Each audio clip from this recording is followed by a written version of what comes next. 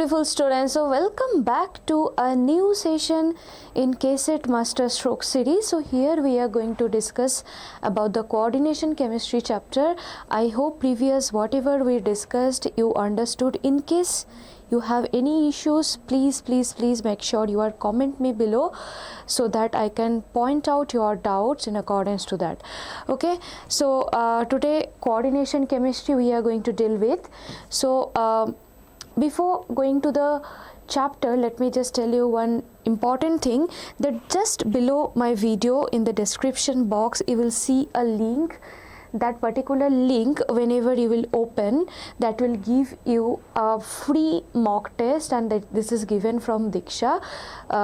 Free mock test for the KCET level, from where you can get a proper idea about your preparation. So yes, without further delay, please click on the link. This type of window will be opened up, enter your mobile number and you will get one OTP out of it, and once you will put your OTP, this particular paper will be opened in front of you. Make sure you are attempting this free mock test to understand your level of preparation right now.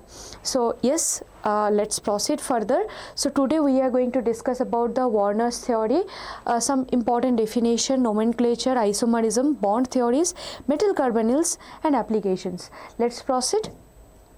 So first, coordination compound. What are coordination compounds? Basically metal atoms plus either neutral or negatively charged molecules or species.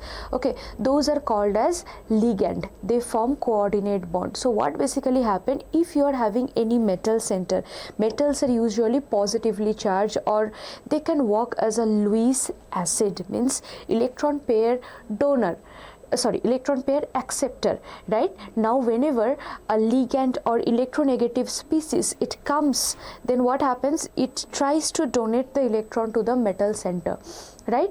And thus it forms a coordinate type of bond. Okay, let's proceed further. Here comes the Werner's coordination theory. So Werner, he said about the valencies, primary valency, secondary valency. Okay, how should we represent the coordination compound, everything. So here you can see in coordination compounds, metal shows two types of valency. One is primary valency, another one is secondary valency. So primary valencies are ionizable, means outside the coordination sphere. If I just draw a coordination compound, if I draw a coordination compound, we do it, the coordination sphere should be drawn inside a square bracket. Outside that, to satisfy the charge of this coordination sphere, we put some negative charge or positive charge in accordance to the whatever the charge coming out of the coordination sphere. Okay. So basically primary and secondary valency, if you see, then primary valency is something that is ionizable.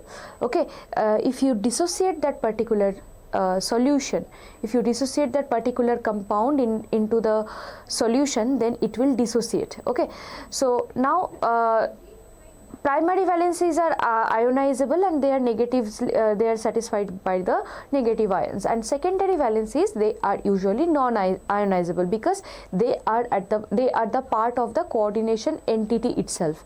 Okay, and they actually satisfied by some neutral molecule or some negative ions. Those are called as ligand. Okay, and the secondary valency, these are equal to the coordination number as well. Okay, and the coordination number is fixed for a specific type of metal. Okay, now this ions are group who actually satisfy the secondary valency inside a coordination sphere. They make a proper special arrangement, okay, in accordance to the coordination number. They are called as ligand. Okay, so let's proceed further. So here you can see like on the basis of the following observation made with the aqueous solution, assign secondary valency to the metal in the following group. So basically they are asking you to assign the secondary valency of the metal, means how many ligands can be attached for this type of thing. Here you can see, as I told you, that primary valency is ionizable. right? So this 2 AgCl unit I am getting, means this particular PtCl2, if it is treated with AgNO3, I will get AgCl as a precipitation, right? I will get AgCl as a precipitation. So if I am getting 2 AgCl, 2 unit of AgCl as a precipitation, so definitely that 2Cl minus is the part of that ionizable portion of the coordination compound, means they are not at the part of the secondary valency, they are primary valency. So how we should represent this? Let me show you. So here you can see we can do it like this. For the first compound, see, palladium, it's a part of the metal, it's metal actually, so metal should be inside the coordination sphere, right?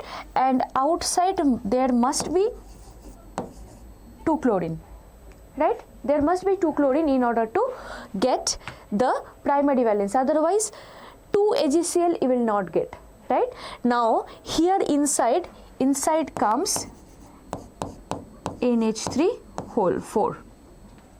Okay, so for this type of thing, if you see, this is your primary valency, this is satisfied by your primary valency, and this is basically your secondary valency. Okay, now if you ask me what is the coordination number of palladium here is 4. Okay, now for this particular case, if you want to draw the same thing, then again you can see 2 AgCl, means 2 Cl minus should be there outside. Okay, so Ni H2O whole 6 outside Cl2. Okay, for this case let's proceed. Here they are saying that there should not be any kind of AgCl. So PtCl4 we can keep it normal.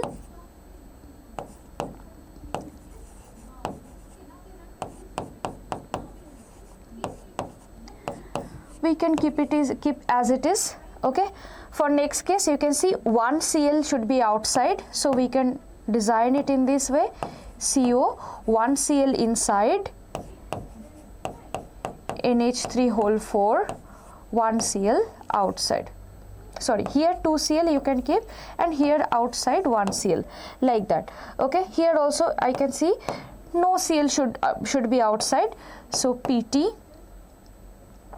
Here I am having Cl2, here I am having NH3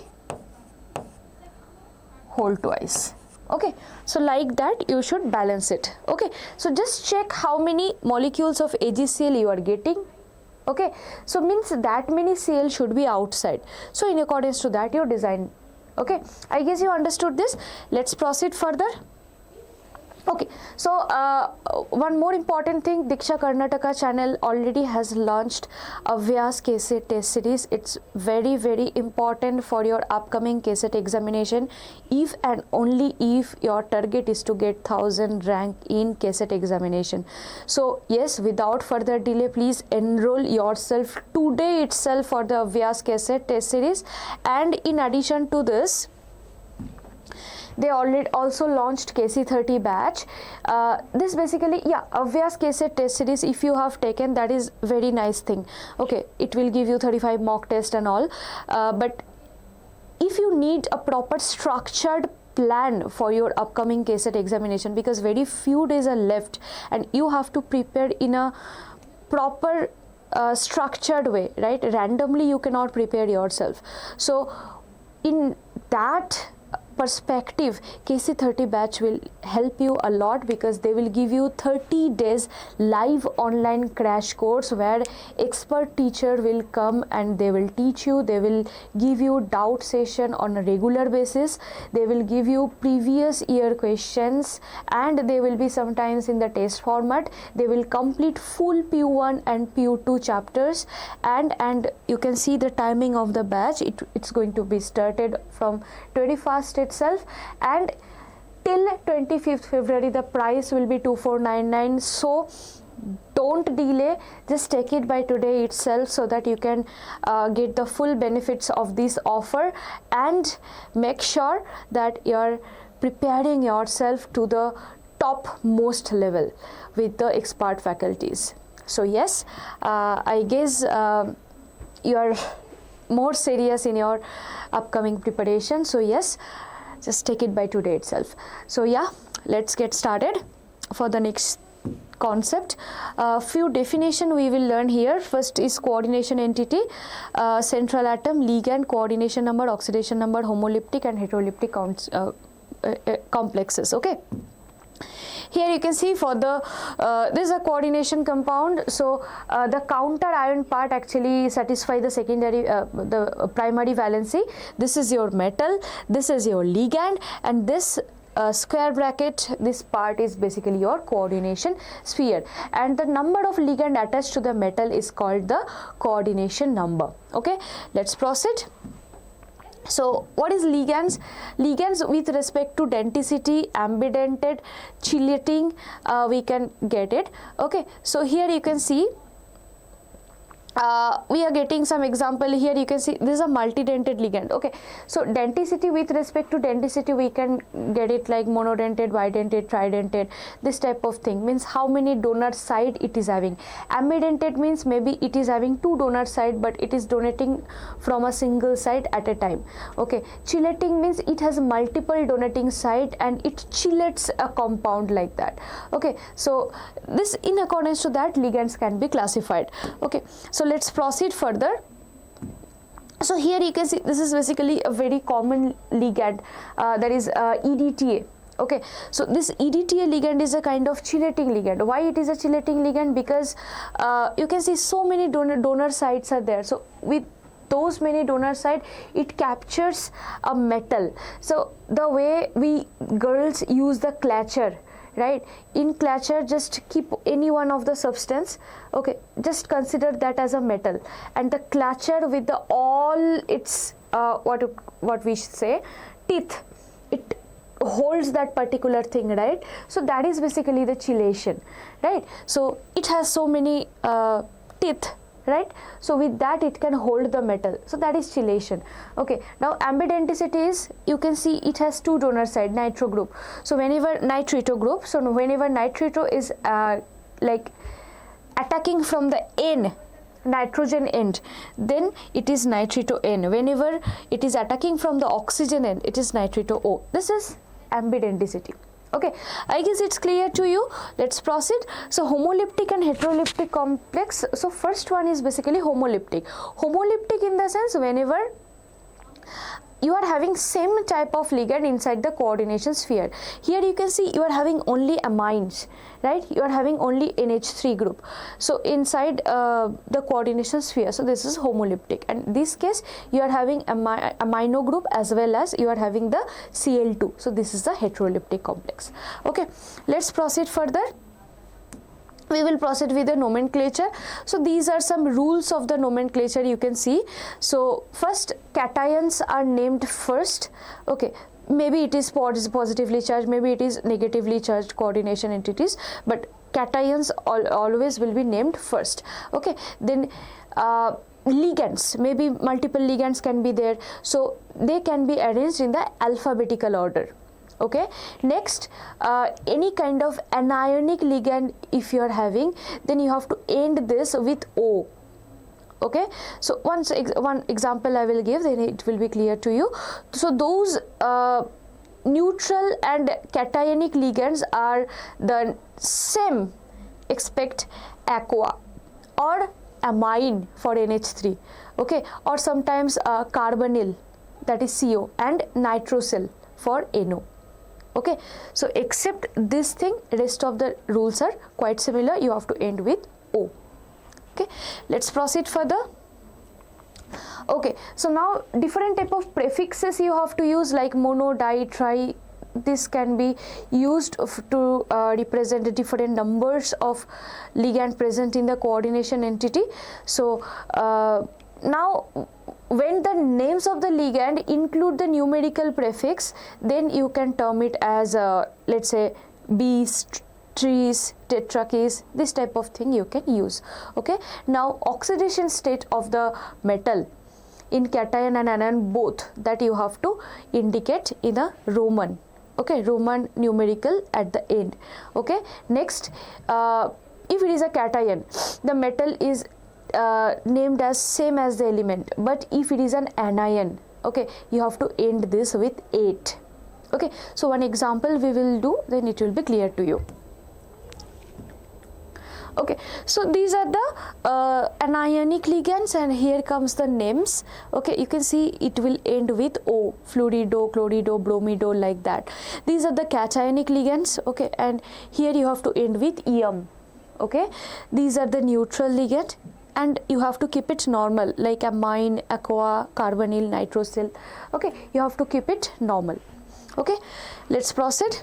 So here you can see we have to do the nomenclature for these two compounds. So for the first case, let me just do it for you people. So here you can see amine, A comes first alphabetically. So how many amines are there? 2. So I can start with diamine. Diamine, there will be not any O at the end because it's a neutral ligand. It should not be diamino, it should be diamine. Okay, so diamine. After that, chlorido. After that, chlorido, there should not be any gap. Now here you can see nitrito. As you can see, with the nitrogen end, it is binding with the platinum. So I can write nitrito N. Okay, and then finally comes the metal, platinum. Here oxidation state comes 2. Okay, I guess it's clear for you. Okay, let's proceed for the next one. So here you can see the coordination sphere is a part of the negative entity, right? So we can start with the positive part, that is potassium. So potassium, then trioxalato, then we can end with chromate. Here oxidation state will come as 3. Okay, so I guess this is clear to you. Let's proceed further. Okay, so here we will proceed with the isomerism. Here comes stereoisomerism and structural isomerism.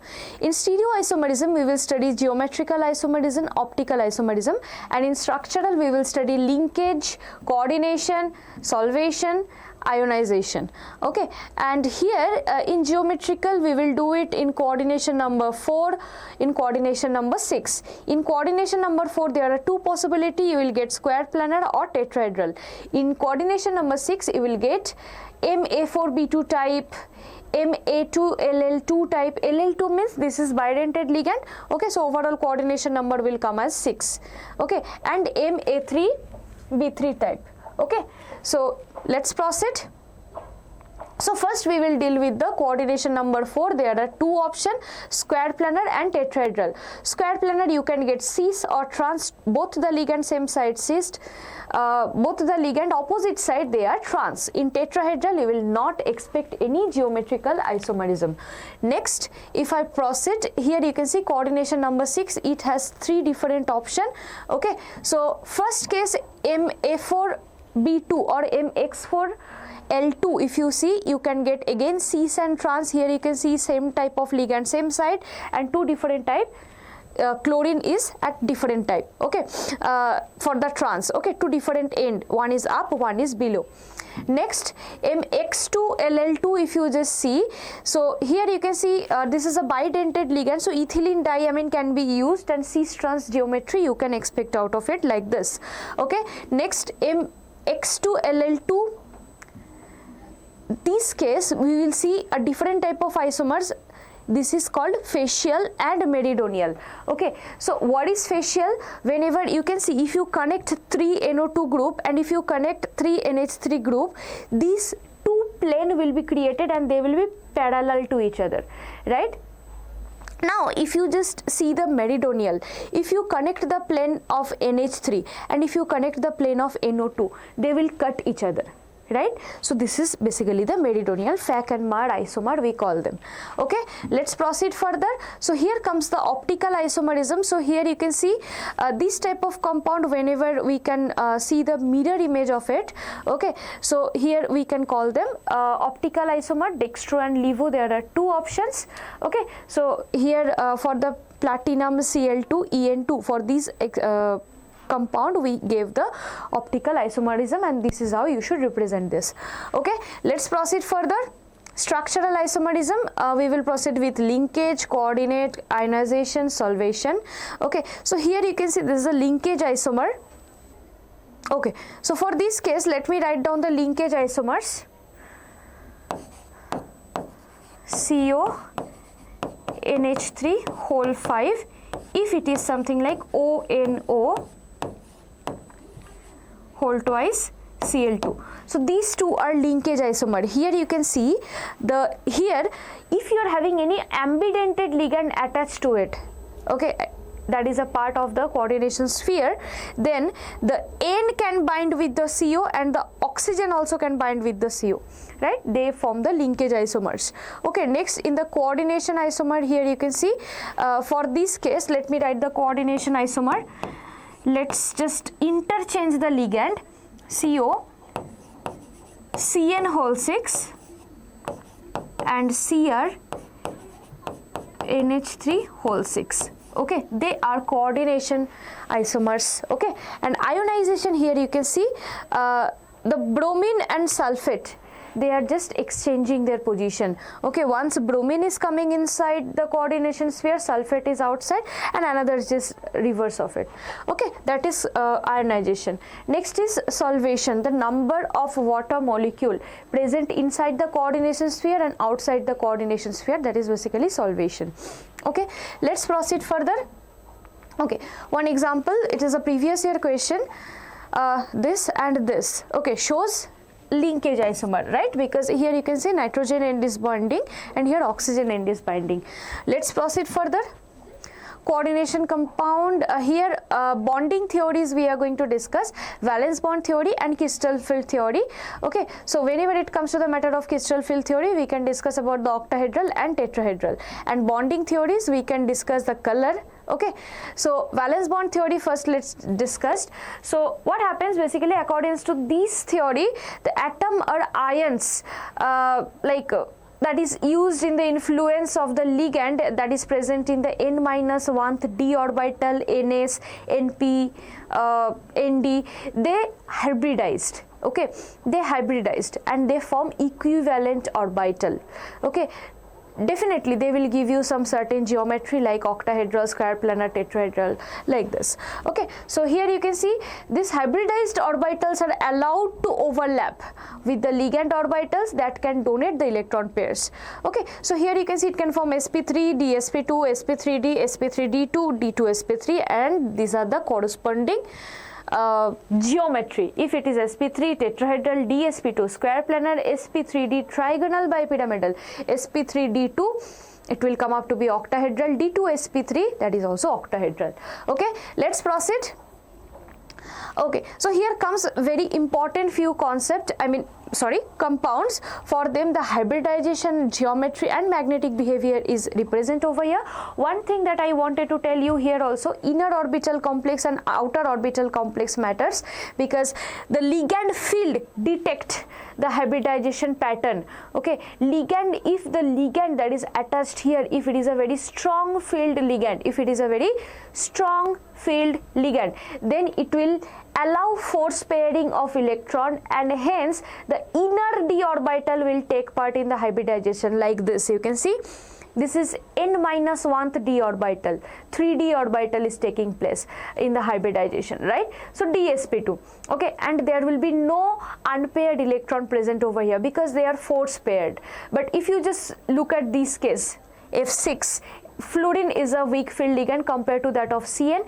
As a result of this, it will not force pair the electron, right? As a result of this, outer d orbital will take part in the hybridization, and here you can see nth d orbital is taking part in the hybridization, hence sp3d2. Okay, this is 4d orbital. Okay, so here you will see unpaired electrons are present, and hence you will get the paramagnetic character. I guess it's clear. Let's proceed. Here we are going to discuss about the crystal field theory. So crystal field theory, here metal ligand bond, its electrostatic interaction will be there in between metal and ligand.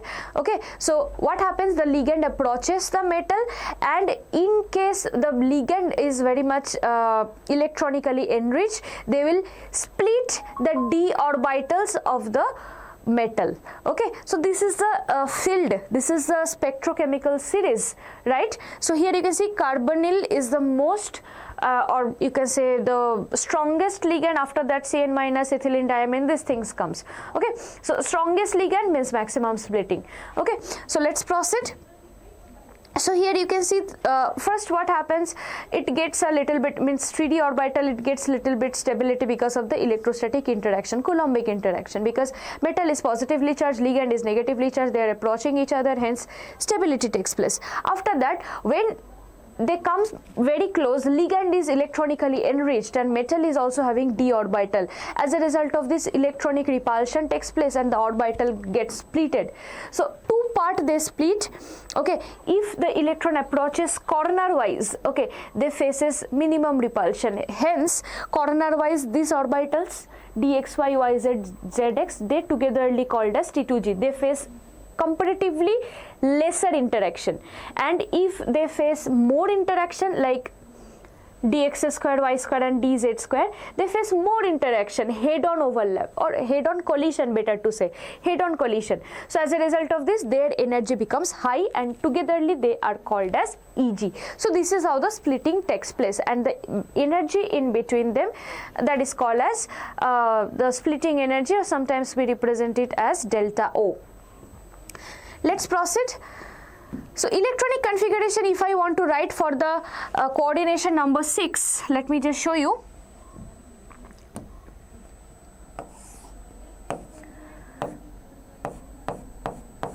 This was the initial case, now it has separated to Eg, and this is my T2G. This is Eg, this is T2G, this is dxy, yz, zx, and this is dx square, y square and dz square. Fine. So now if I want to just field up the electron 1, 2, 3, 4, 5, 6, right? So for this case 1, 2, 3. Now the question is, fourth electron, where should I pair? Where should I put the fourth electron? Here or here I should pair up. So here comes the contribution of the field of the ligand. Okay, so from here I can just split it in two parts. Okay, first is strong field ligand.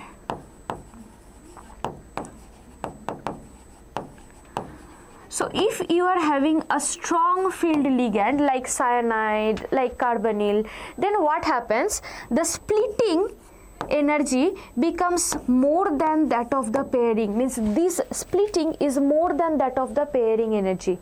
Okay, so electron will not choose to go up because splitting energy is maximum rather than that of the pairing. So it will choose pairing. So for this case, if I draw, this is my T2G, this is my Eg. So 1, 2, 3, next electron will be filled up here, 5, 6, like that. Okay, but for this case, weak field ligand. Okay, for this case what happens? Pairing energy becomes more than that of the splitting energy. Here pairing becomes more difficult because of the inter-electronic repulsion. Because ligand field is strong, splitting energy is not that much, so electron will prefer to jump there. Okay, so for this case, if this is my Eg, if this is my T2G, then it will be something like 1, 2, 3, 4, 5, another one will come below, 6. Okay, so this is the case. For this case, the electronic configuration will be T2G 6, Eg 0. For this case, electronic configuration will be T2G 4, Eg 2. I guess this is clear. This is how you should represent the electronic configuration. Okay, let's proceed. Okay, so here you can see whenever the coordination number is 4, okay, then this is for the tetrahedral case, right? For tetrahedral same thing takes place, but here dxy, dyz and dxz, they feel maximum repulsion and hence their energy becomes up. They called as T2, not T2g, T2. Okay, and below comes dx square, y square and dz square. They are called easy from E. They are called as E. In the middle, that particular line is called barycenter. Okay, so this is called tetrahedral splitting energy. Okay, so I guess this is clear to you. Let's proceed about the color. So color, why we see color for the transition metals? Okay, so the color is basically whenever the electrons of the lower energy of the d orbital, they gets excited, they goes to the higher excited state. You can call it d to d transition or T2g to Eg transition, right? So as a result of this, because of the energy of excitation, the corresponding frequency of light will be absorbed and the complementary color you will see. Definitely this frequency generally lies in the visible region and the color correspond to the complementary color, it will be observed to you. Okay, so I guess you understood why this thing comes. So whenever the question will comes related to why this particular compound is colored, why this happens, why that happened, then you can just tell them, you can just tell that it is just because of the D to D transition or T2G to EG transition, okay, that makes the colored appear, the complementary colored appear in the naked eyes. Okay, let's proceed. Okay, here comes the metal carbonyl part. Okay, so here you can see few metal carbonyl compounds are kept here. It's drawn here. First is NiCO whole 4. It's a tetrahedral type of thing. FeCO whole 5. This is a trigonal bipyramidal TBP type of thing. Next, CrCO whole 6. This is an octahedral. This particular compound, it's a very important one. Okay, dimanganese decacarbonyl type of compound. Okay, so here you can see two square pyramidal unit. They are attached. Okay, no bridge bonding, normal manganese bond you will see over here. Okay, so here you can see this is also another compound. Here carbonyl, two carbonyls are present as a bridge, as a bridging ligand. Okay, so here two type of bond you can see. One is carbonyl, terminal carbonyl, and two carbonyls are the bridging. Okay, I guess this is clear to you. Proceed further. Okay.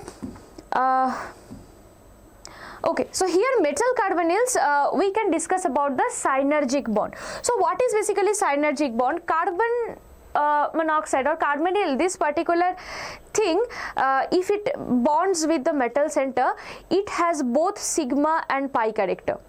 Okay, it has both sigma and pi character. Why it is? Because carbonyl has a lot of electrons. So what it does, it first gives this electron cloud to the metal center. Okay, so you can see at first carbonyl gives the metal center, I mean electron to the metal center. Right, metal accepts, but metal feels that I'm oversaturated with the electrons. So then metal, what it does, it gives back its electron cloud density again to the carbonyl carbon. Okay, it gives back its cloud density again back to the pi star of carbonyl.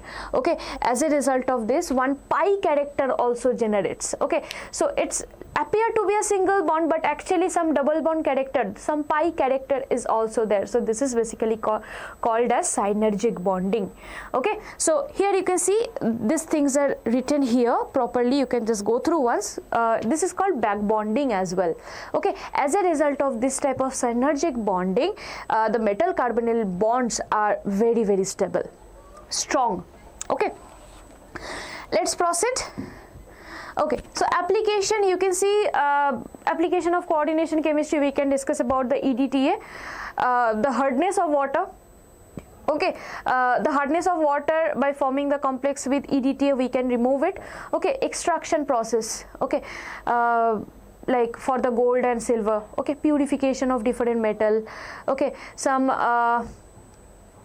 Pigments, yes, some pigments that is responsible for, let's say, photosynthesis. Like we are having hemoglobin in our blood, right? That is also magnesium coordination compound itself. Okay, so oxygen carrier, very good oxygen carrier. Sorry, chlorophyll contain magnesium, and our hemoglobin contain iron, that is an oxygen carrier, right? And if you just look for another one, let's say vitamin B12. Vitamin B12 is a cobalt containing coordination complex. So this type of thing you can get in your body. Next, okay, so here they are very good catalyst, Wilkinson catalyst. They are usually rhodium containing. Next, for the black and white photography, the developed film is fixed by washing with hyposolution. Okay, so for those cases also silver bromide forms a complex ion. Okay, for that case also it is used. And sometimes some lead poisoning, let's say EDTA type of compound can be used for to remove the lead poisoning in the treatment itself, in the medical science itself. Okay, like another one compound I can tell, that cisplatin. Okay, that is used for the cancer treatment, right? So these are the application of the coordination chemistry. Okay, so now one problem here you can see in FeCO5, the F, E and C bond poses both sigma and pi character, right? Let's proceed. Okay, that's it. That's all about the chapter coordination chemistry. So it's a very brief, very precise discussion for your KCET examination. So further, once we will come up with the live session, then I guess your doubts will be clear. When the PYQs we will do more, I guess your doubts will be clear that time.